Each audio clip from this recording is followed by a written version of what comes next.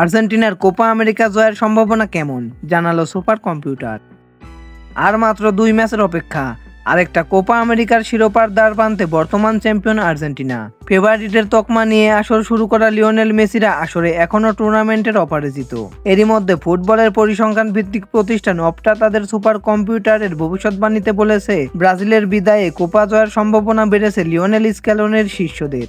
আসরের শুরু থেকেই চ্যাম্পিয়ন হওয়ার দৌড়ে আর্জেন্টিনাকে এগিয়ে রেখেছিল অপটার সুপার কম্পিউটার। কোয়ার্টার ফাইনাল থেকে ব্রাজিলের বিদায়ের পর এখন সম্ভাবনা আরও বেড়েছে আলবিসেলেস্তেদের। আগের তুলনায় 21% সম্ভাবনা বেড়েছে মেসিদের। অতীত ইতিহাস পরিসংখ্যান ও দলের বর্তমান পারফরমেন্সের ভিত্তিতে মূলত ভবিষ্যৎবাণী করে থাকে ব্রিটিশ ক্রীড়া তথ্য সংরক্ষণকারী ও বিশ্লেষণ সংস্থা অপটা। টুর্নামেন্টের শুরু থেকেই তারা এগিয়ে রেখেছিল আর্জেন্টিনাকে, যেখানে আলবিসেলেস্তেদের কোয়ার্টার ফাইনাল খেলার সম্ভাবনা ছিল 89.8, সেমিফাইনাল খেলার সম্ভাবনা 67.2 এবং ফাইনাল খেলার সম্ভাবনা 50.5% ছিল। আর চ্যাম্পিয়ন হওয়ার সম্ভাবনা ছিল 30.8%।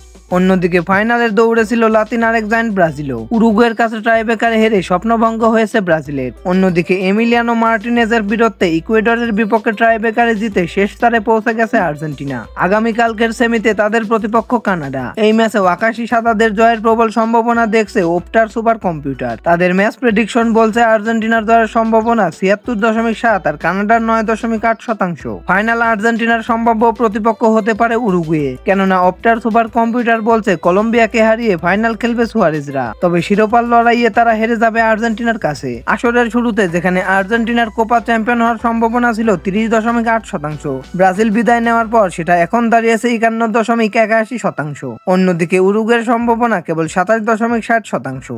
তো দর্শক বন্ধুরা, খেলাধুলার সকল আপডেট সবার আগে পেতে চ্যানেলটি সাবস্ক্রাইব করে পাশে থাকুন। ধন্যবাদ।